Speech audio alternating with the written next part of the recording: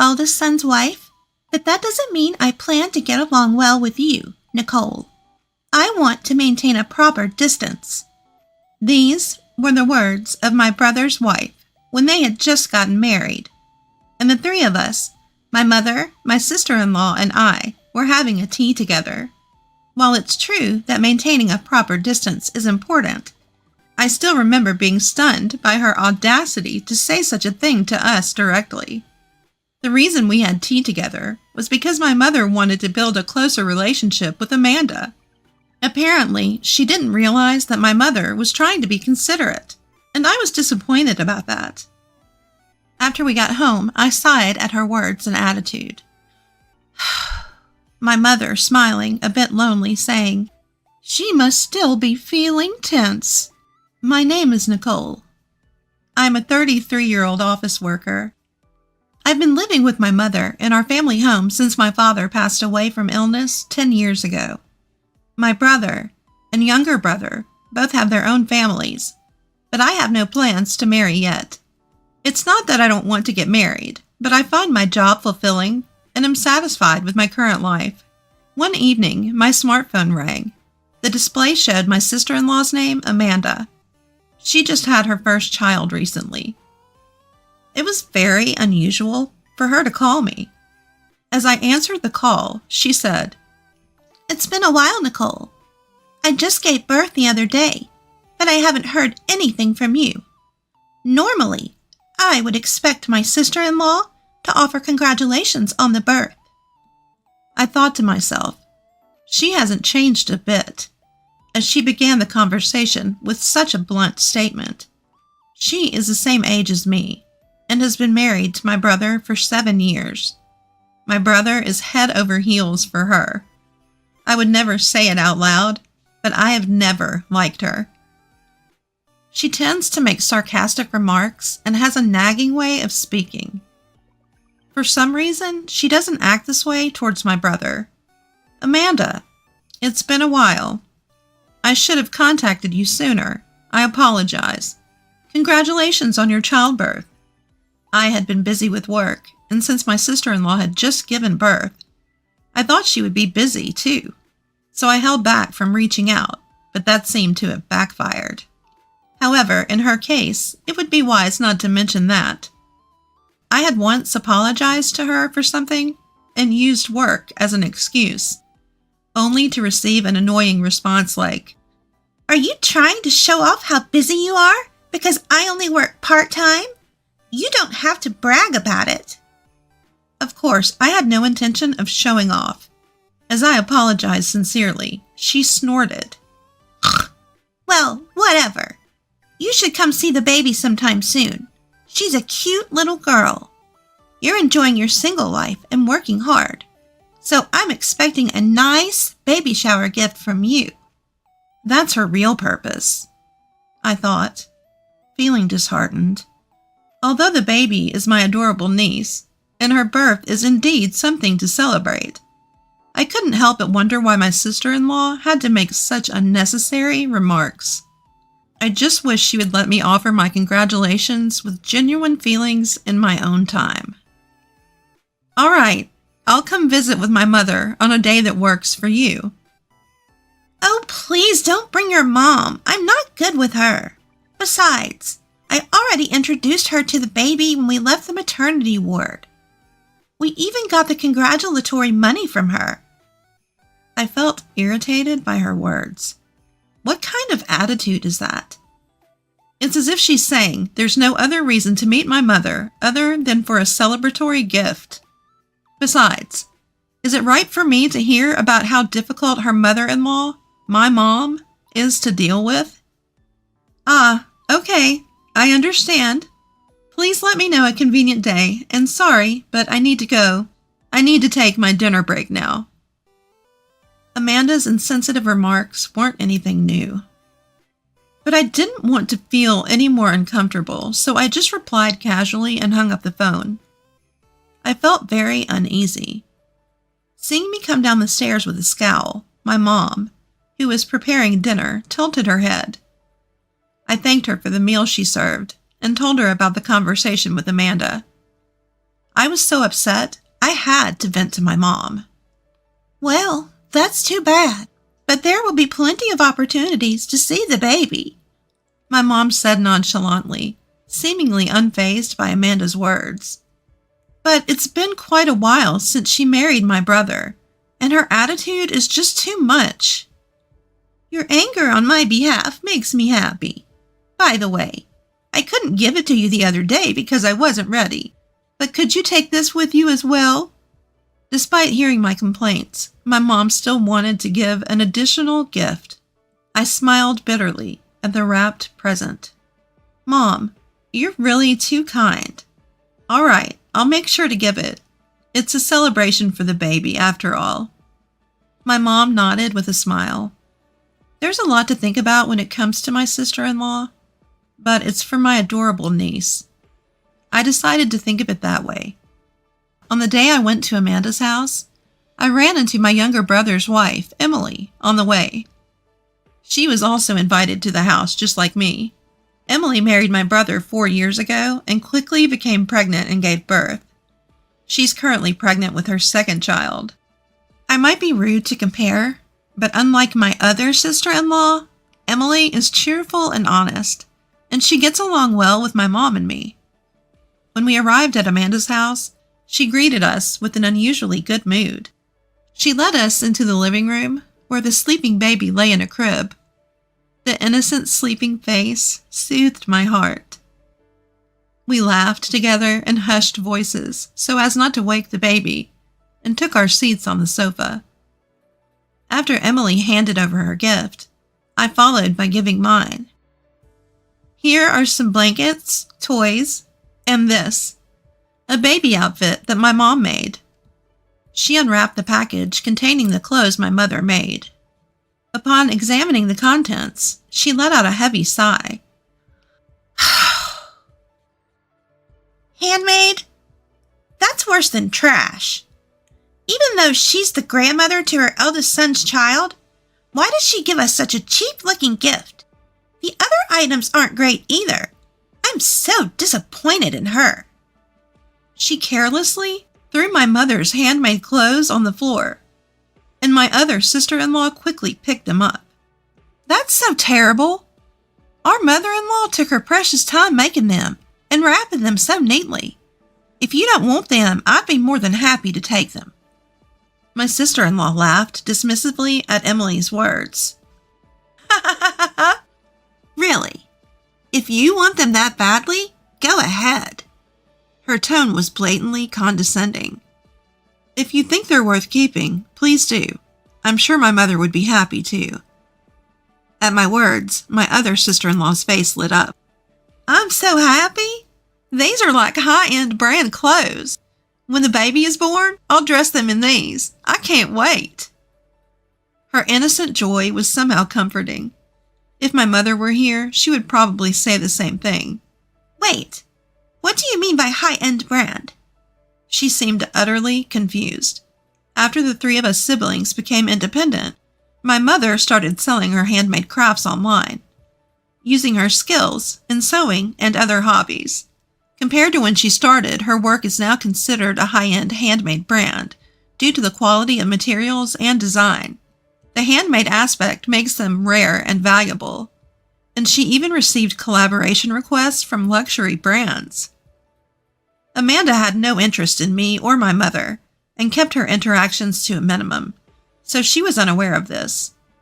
My brother should have known, but perhaps he didn't feel the need to mention it. After I finished explaining, she said, I never heard about that. Wait, that changes things. Give it back. She tried to snatch the clothes back from my other sister-in-law. I quickly intervened, sitting between them, and managed to keep her safe. What would you do if something happened to Emily and her unborn baby? My sharp tone seemed to hit a nerve with my sister-in-law. Her face turned red, and she started venting her emotions like steam from a kettle.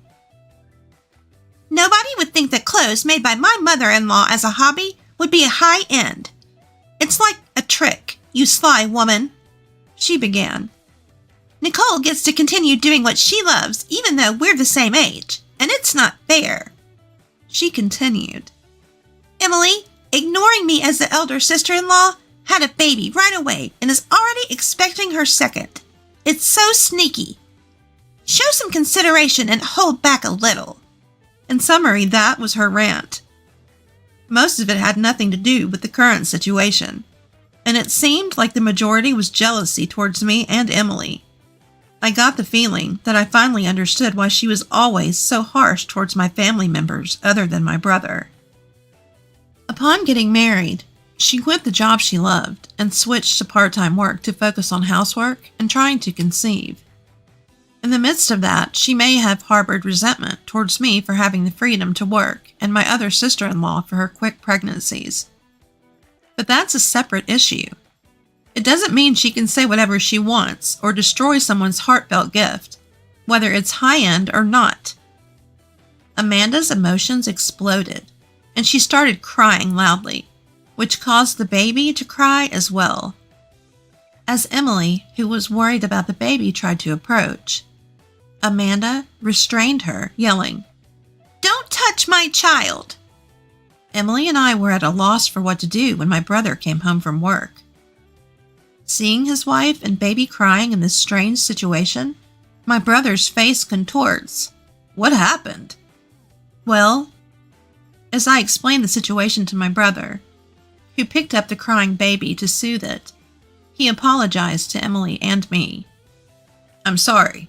Amanda might be a bit neurotic from her first time parenting. Emily, I'm sorry to trouble you when you're pregnant. Are you feeling okay? His concern for Emily's well-being seemed to upset his wife even more, and she yelled at him. Don't flirt with someone else's husband when you're pregnant! My brother scolded her, saying, Stop it! But his wife just whimpered and started crying again. I'll handle it, so you two don't worry and go home. I'm sorry things turned out like this, even though Amanda invited you over. As my brother looked apologetic, we left their house. Outside, the sun was starting to set, and it was getting dark. I wonder if Amanda's all right. I understand how she feels since I was tense during my first pregnancy, and it was tough mentally. On the way home, despite having been verbally abused, I still worried about Amanda. My mom and Emily are such kind-hearted people. At least it doesn't seem like she was hurt by the harsh words, which makes me feel a bit relieved.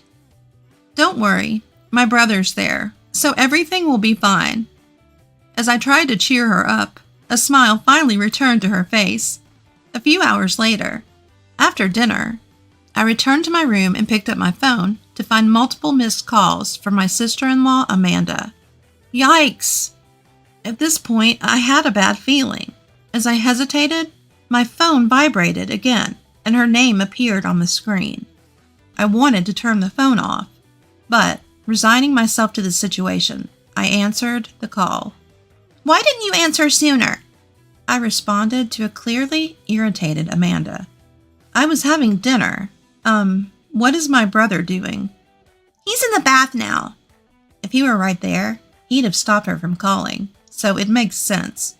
My brother takes long baths, so she probably wanted to complain about something while he was not around. Even though I have an idea of what's going on, I asked her, So, what can I do for you? Send another set of baby clothes. At her words, I couldn't help but blurt out, What? Are homemade clothes worse than trash? Stop nagging. It's a high-end brand, right? I want to brag about it on SMS. Ask your mother to make another one. I sighed, fed up with her ridiculous request, which was even more absurd than usual. I wasn't expecting her to apologize, but this was too much. As I was at a loss for words, she became even more aggressive. What's with the sigh? Emily says. I've already gotten mine, and everyone else. Really?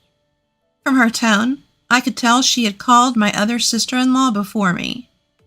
She probably claimed the clothes as her own and tried to snatch them. Not realizing how absurd her words and actions were, I couldn't help but burst out laughing. Shame on you, Amanda. Throwing my mother's heartfelt gift on the floor? calling it worse than trash? Then flipping your attitude when you find out it's a high-end brand. Aren't you embarrassed as an adult? If you really want it, apologize to my mother and ask her yourself. I had never been harsh with Amanda before, all because I was considerate of my mother and brother. But I'd reached my limit. My mother knew the whole story about giving the baby clothes to Emily. I don't like the idea that she thinks she can get them by just asking me. She should bow her head and ask for it herself once in a while. So you're saying all those mean things because it's about my child? Her voice was shaking after hearing my true feelings. It has nothing to do with that. I denied it, but she fell silent, and I could hear her sobbing on the other end of the line. She seemed to be quite sensitive when it came to being criticized herself. Everyone is so cold. I finally gave birth to a baby, and nobody's pampering me. I'm blocked by Emily, ridiculed by you, and my husband won't even take my side.